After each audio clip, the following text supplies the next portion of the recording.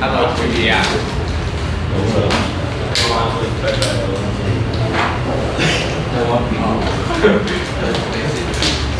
苏哪里？不要说这是事实啊！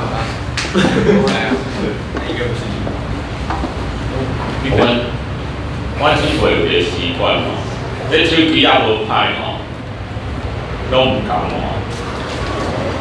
就来钱，应该是要自己设。我们想想看哦，这个不要说刺激消费，你要去明年那个东西都用坏掉了，蛮坏的。你可以自己想哦。你有没有听过一个百年灯泡的故事？当初发明灯泡、发明电灯泡之后，全世界生产灯泡的产品公司都是美国的公司。后来他们被揭露一个阴谋，这3家灯泡私底下达成一个协议，每一个灯泡点亮的时间好像不能超过3000个小时。换句话说，他们如果好好的做灯泡，每一个灯泡点亮时间可能5000个小时以上。结果他们私底下那是违法的，那时候是不能这样子。所以该拿起来话对吗？物件拢无歹是咧，人会甲袂甲买。那个当初德国杜邦公司的工程师，他发明了丝袜，用尼龙发明丝袜，号称不会穿不坏的袜子。结果那个公司的主管来找那个工程师，穿不坏。他意思说他买一双穿一辈子哦。你要可以讲西北风，不可以穿不坏，一定要穿得坏。还不简单，这工程师个改耶，丝袜的物件加料啊，可以太阳照下去怎么样就会坏掉。可是他们不甘愿他就工程师的立场，我发明的东西可以用一辈子不会坏掉的，我强行再添加东西让它会坏掉。可是公司说，不管你走路，你又没饭吃，全公司都会因为你没饭吃，不能穿不坏。所以那时候有一个早期做出来的灯泡放在美国一个小镇的那个消防室的屋顶，那个灯泡没有带关结果没有人知道那个灯泡是什么时候换上去的，因为所有换上去的都已经退休了。后来他们去查访才发现那个灯泡已经持续亮了80几年了。结果出了这个，大家都很好奇说这个灯泡到底要点多久才会坏掉？结果为了这个，你知道吗？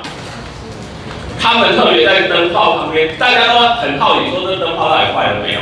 就那个消防局为了满足大家好奇心，在灯泡的旁边架一个网络摄影机，也就是说，你上网随时可以看到那个灯泡，还亮着。本来公检抽的摄影，那个网络摄影机后来坏掉，换了3台了，那个灯泡还是没有坏掉。那个灯泡点了100年的时候全镇还替那个灯泡庆生100岁生日。那个公司有做影片，叫《100年灯泡的秘密》。这个灯泡就是当初在这3间公司，因为全世界灯泡就只有这3间公司生产出来。他们私底下做一个协议，为了赚钱，强行。你强行久了之后，你要回复回不来，回不来。所以以前大家为什么那个苏联东的那些共产国家，大家很喜欢用它的一些真空管还有东西，因为他们没有商业因素。他们就请举国之力，他跟他们工厂说，你可想要做上好的物件出来，所以你准他的东西哦都抽用的，很耐用。你看咱去卖印表，我们现在高科技是高科技到什么程度，你知道吗？买来的东西，电器，尤其电器用品，过保马上坏掉。你有发觉无？那条钢设计好的哦。你知道有些印表机哈，它设计到什么程度哦？它甚至在晶片里面植入一个次数统计哦，它没有任何东西坏掉，但是只要你印到那个张数，它的晶片就启动那个程序，你就不能印，你就要修理，不然就是换新。不过这个是商业模式啊，这是商业模式。你得到了要成为资本主义者的第一条路线。对。在第一课的时候学到。来，那你看4243公共都有别的说是谁教的？盛传播给手。因为后边讲，无啥，无，在做重要，对科技无重要。无对咱的世界都重要。世界。好啦，全球变迁，排碳温室，这大家拢听过啦。你要了解温室现象，然后温室现象，那就是本来这个地方很糟糕，它变很热，那对冷的地方的人而言，它有好处，因为它就不会那么冷。地球回刚变，对啊，里面温度提高啊。那寒的所在就袂遐寒，只有讲还刚对，不对嘛？温度的提高会导致全世界异常气候的几率增加，暴风雪也是一种异常天气，所以温室效应的结果会导致寒带地方的暴风雪几率也会增加。因为那是一个因子，空气变动的因子，它的那个空气分子振动越大，那它异常的几率就会越高。大家来看，我们不能没有温室效应嘛，没有温室效应，那我们不会平均15度，那起码温室效应太多。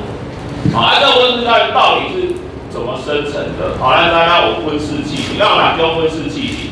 它讲的是水汽、二氧化碳、甲烷。水汽咱人类有法度控制，二氧化碳跟甲烷，它是因为人类的活动，有啥物爱讨论的？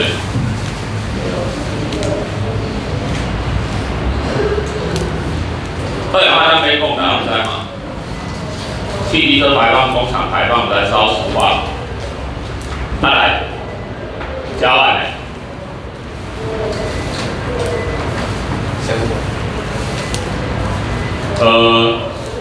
反刍动物的排气、大河放屁都是牛跟羊啊，最主要是牛啊，因为咱来讲500嘛，所以要养很多牛嘛。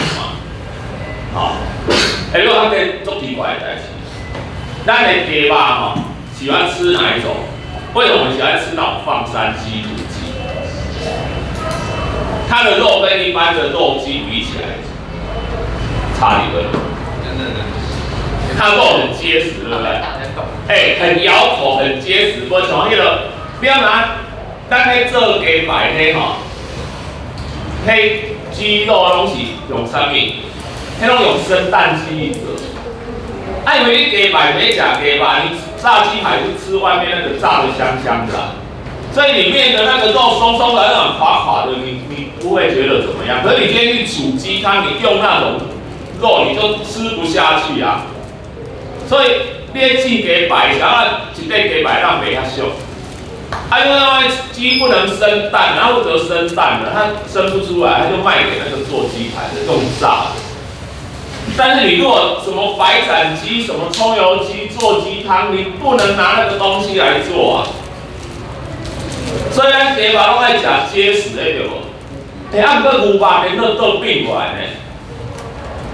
我们的牛肉就讲究很嫩、入口即化呢。我觉得有点奇怪，对不对？牛排就讲究上，所以放山是因为运动，所以那大人赶快嘛，爱运动，爱肌肉很结实嘛。无运动，肉就软就嫩嘛。完全是软软的。所以你要养出那个好的牛排哈，你要怎么对付那个牛，你知道吗？讲来不杀人道，不杀牛道啊。牛给它供人道，牛道主义哈。那个牛不能让它运动，所以那个牛就养在那个跟它身体一样大的栅栏，它每天就只能低头吃草，它没有活动。这样它的肉就符合标准。当然还有一种就是加嫩筋啊，那个加化比较之前也有这一种，你为了吃嫩的牛肉。不管怎样，我们喜欢吃牛排，然后我们养很多的牛，它的反刍动物就放出温室气啊。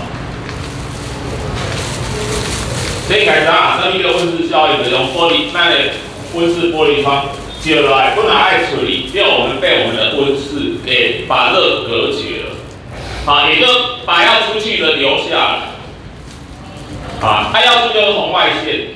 因为可见光照到地表，地表反射红外线，红外线就是一种热，好，然后被我们大气里面温室气体把它保留下来。依照温室像寒带所在要起温室的植物，要起热带植物，应该遮解温室，好，没能源呢，有阳光的时候就把热量留在这边。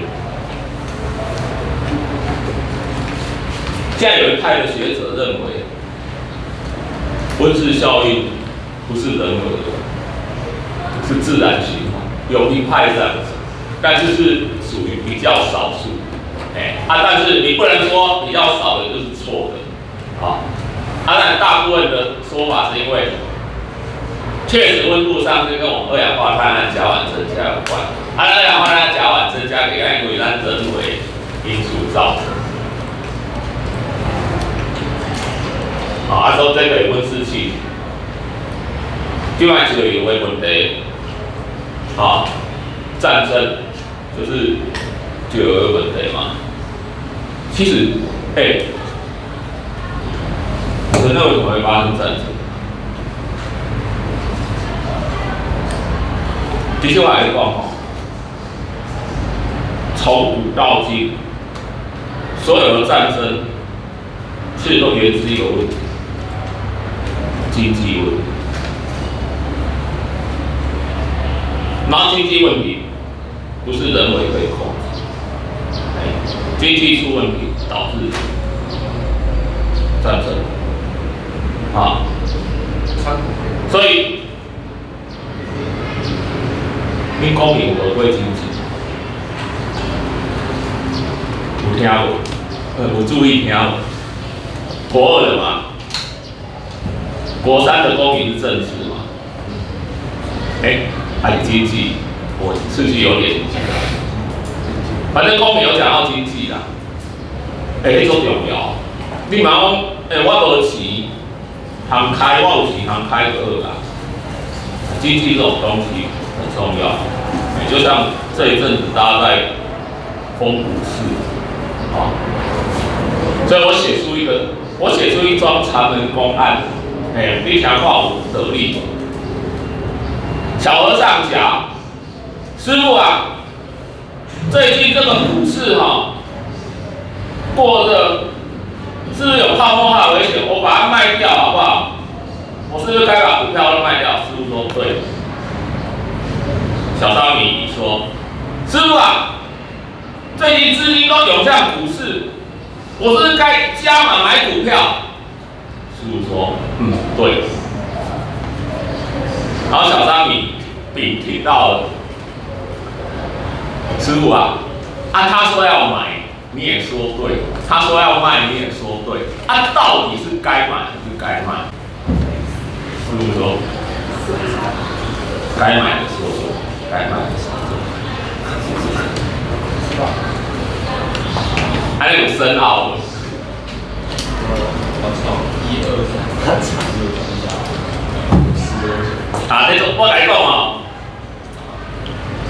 卖股票，买股票哦，其实是你在里面可以看到人性呐、我告诉你，买股票可以赚钱的方法，你要不要？跟所有商业一样，价钱低的时候就买，价钱高的时候就卖，这么简单。你进去试看看，这么简单的道理，为什么大家做不到？就简单啊！为什么它价钱会高？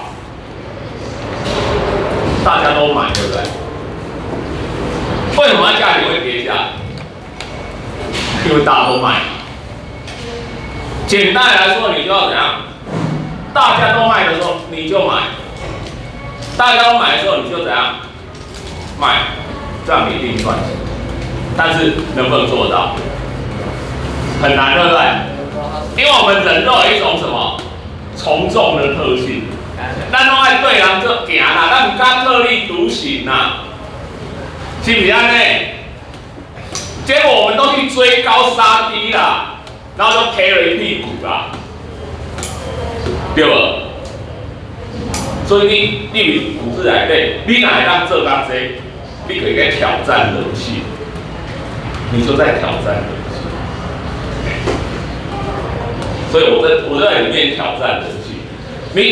我告诉你怎么挑战人性，就单单你不要人为去操作，你就写一个程式，你就不要去干涉，你也不要去看，你就写一个程式，叫它自动帮你买卖，叫它涨了就帮你卖，叫它跌了就帮你买。然后你又不去管它，然后过一阵子你会看到你很有钱，因为你的人性就不会影响它。哦，只我行为啦，哦，这我行为啦，哦，告诉你，另外一种25间啊，这些我想的理想状，我以前真的有人讲过这样，因为有些人哈，他在消灭这方面的时候。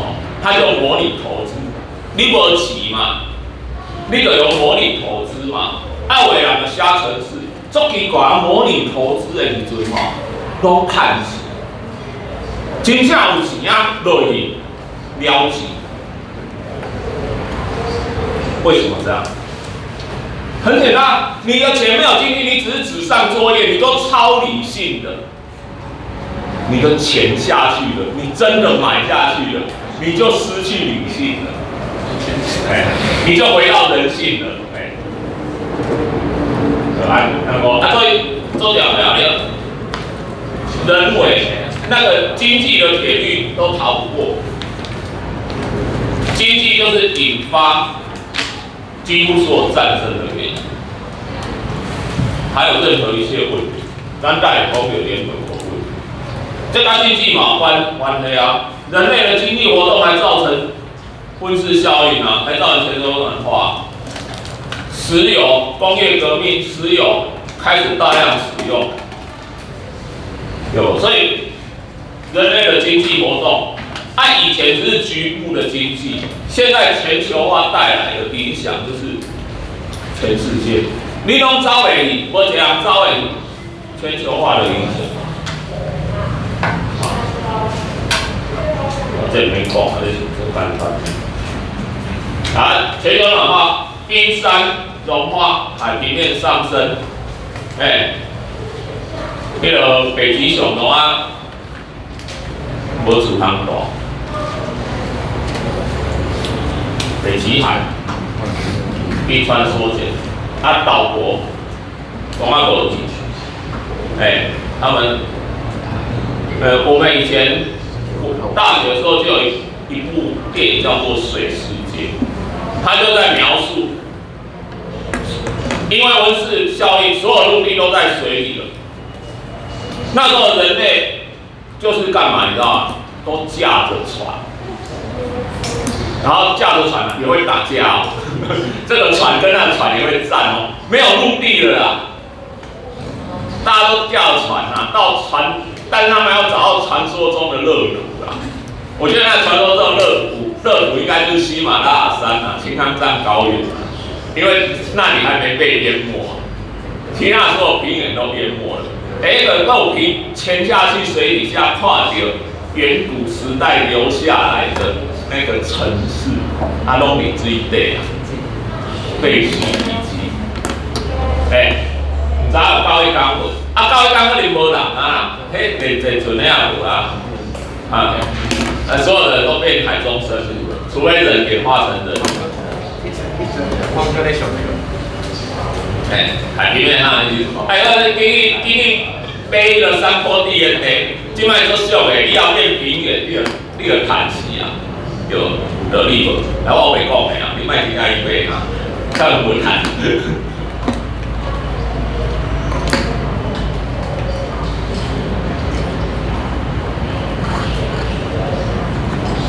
极异常气候增加，啊，森林大火啦，暴风雪，你考暴风雪哦，暖化也会增加暴风雪的几率哦，生物灭绝，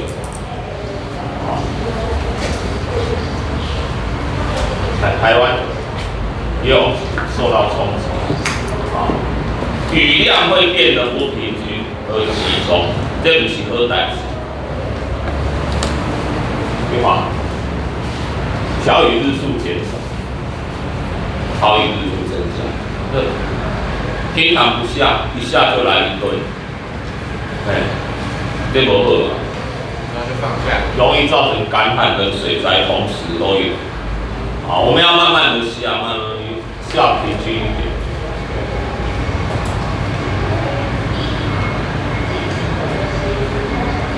还那个。沿海，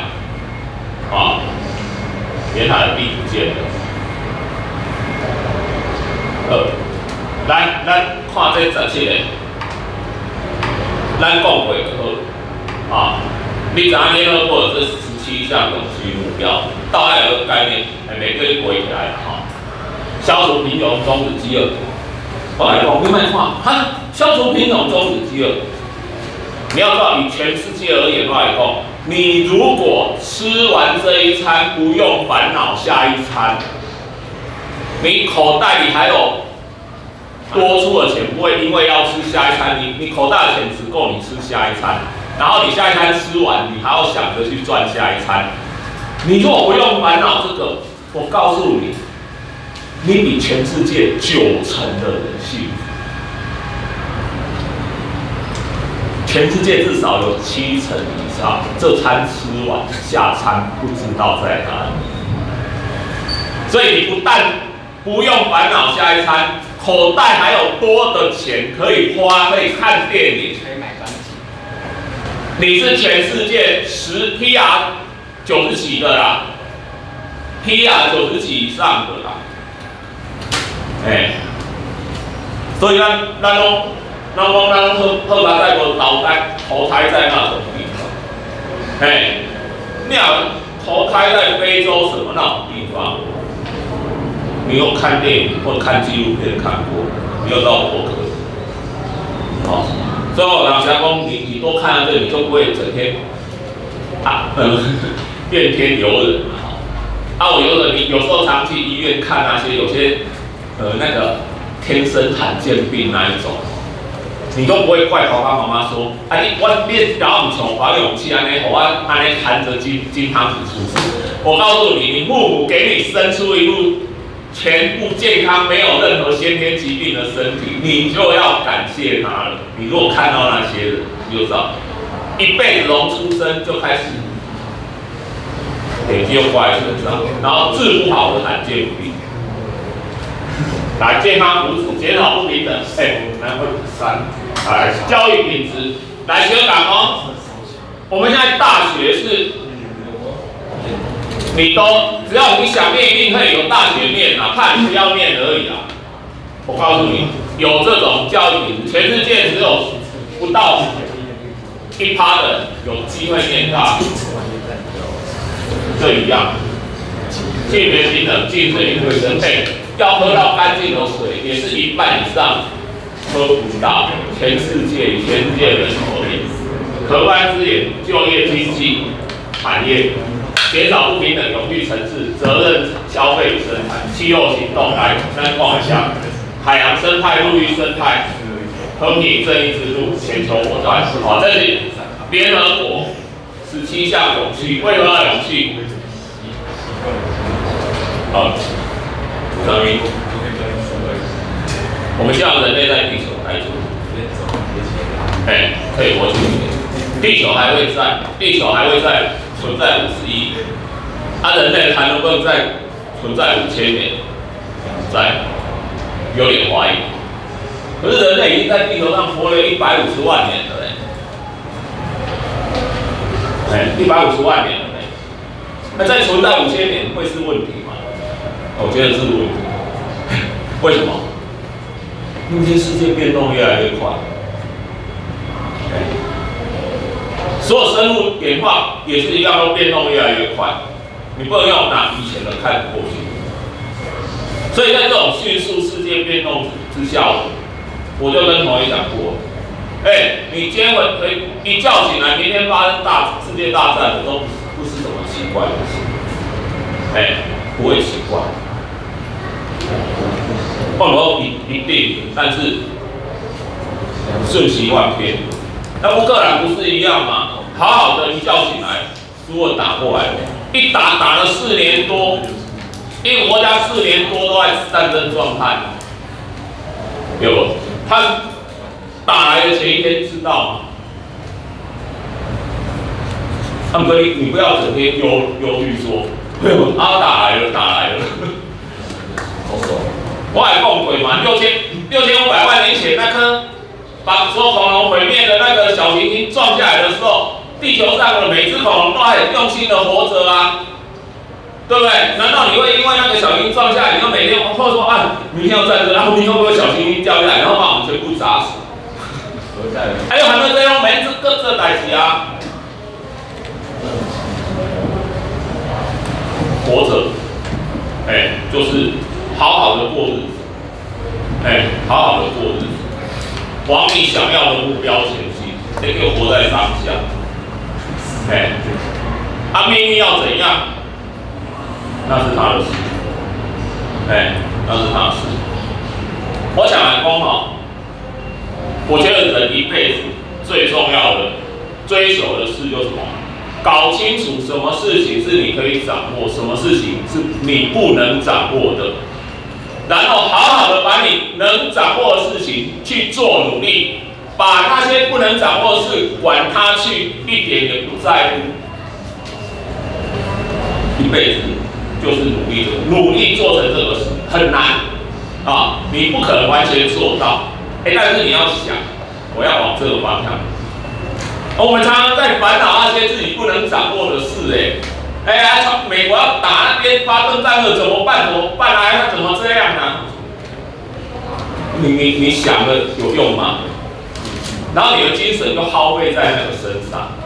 你自己该做什么？你可以掌握的事情，你都不能平心静气，好好的去努力。倒变过来，倒变过来，我要不好啊？好。这第6个，来，我希望听下。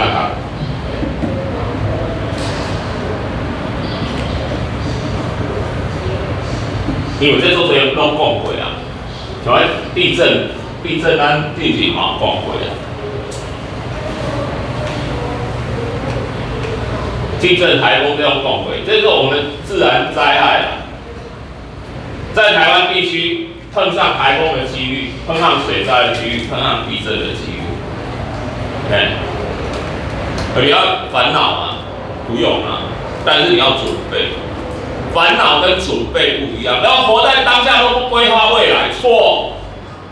规划未来是当下的事，你没有活在当下，你只是忧虑未来。你忧虑未来，你根本不会去做准备，你只是在那边患得患失，在那边空烦恼。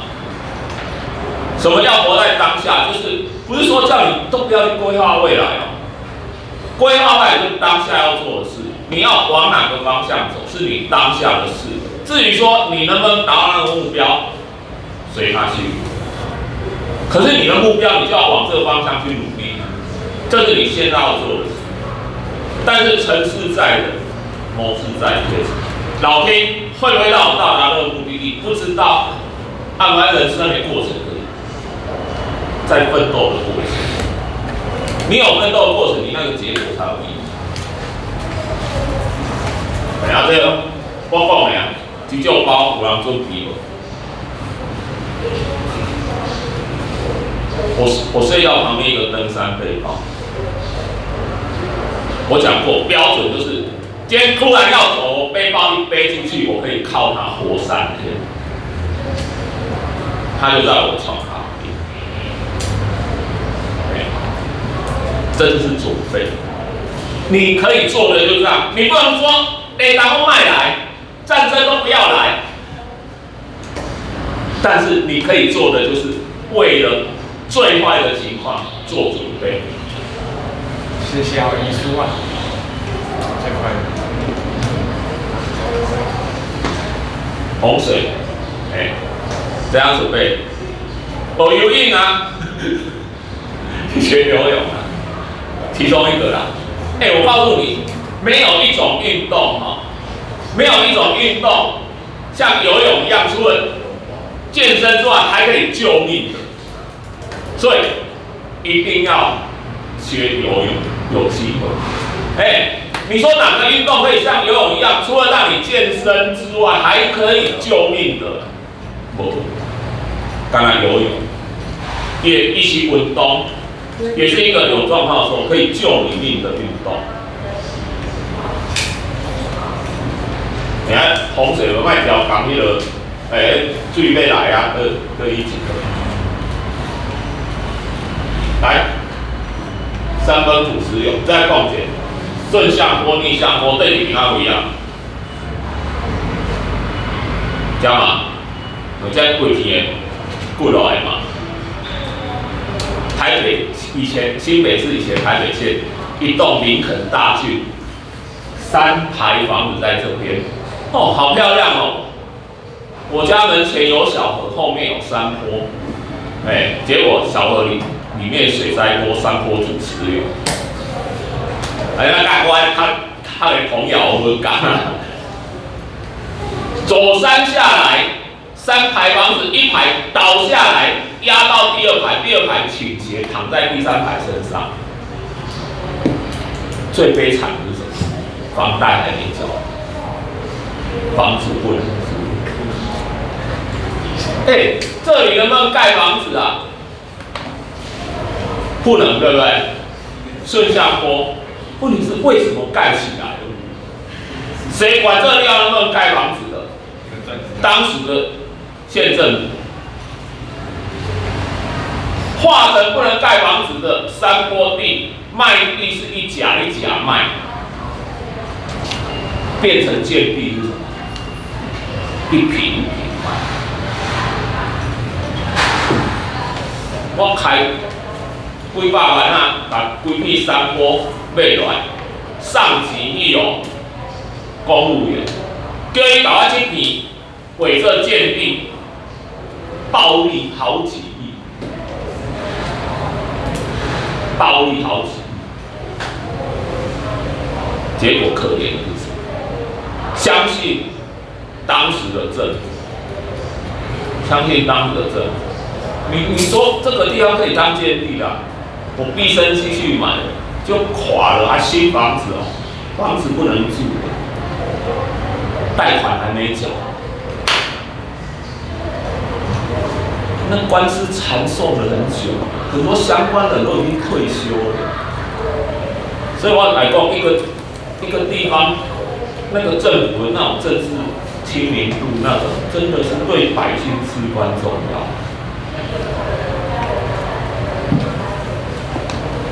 坡脚挖掉，这也是会滑下来的。它的土石流，毕竟咱讲，我以前都没有听过土石流。你知道一座山会土石流崩下来，懂吗？它被崩早就崩了，一座山在那边几百万年，为什么现在还崩下来？简单的人为去嘛，人为什么要去干这种事？开发嘛，我们去开发嘛，开发干嘛？第一种物件，种槟榔、种果树、种高山蔬菜；第二，做度假村、建高尔夫球场，山坡够水的，去遐度假，开发的结果，大自然就反扑我来讲过了。依照那边人定胜天，鬼扯啊！人一定要顺天，没有什么胜天。所以现在有一个组织好像叫什么荒野保护协会，我以前听过，他们开始收小虾米的捐款。他们捐款收够了之后，他们去干什么事？你知道吗？他们去把一座山买下来，一座山买下来干什么？什么也不做。因为他们不买，被财团买去了，财团就会开发。他们早一步帮那个买下来，你就不能买了，因为那是我的，我就可以把它放那边荒废。问题是这种公益团体，他的财力比得上财团，他又没有赚钱，他荒废在那边没有钱，财团在那边开度假村、开游乐园、开高热场，他会赚钱，一座又一座的买。不法度啊，他们说，我能救一座是一座啦，我能救一座是一座啊，我不做这一座连，这一座都没有。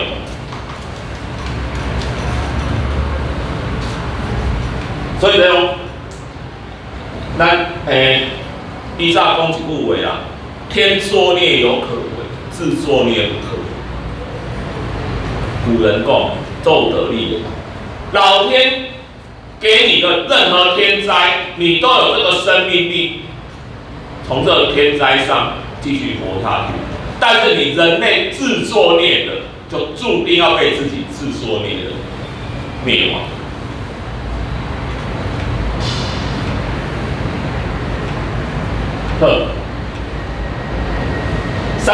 山崩的是做多原因啊，下雨水的影响，水会吸土，增加重量，顺向坡，当然地震也会有影响，因为地震也会导致土石松软，最后是水土保持不好，我们把那个生根植物都撤掉啊，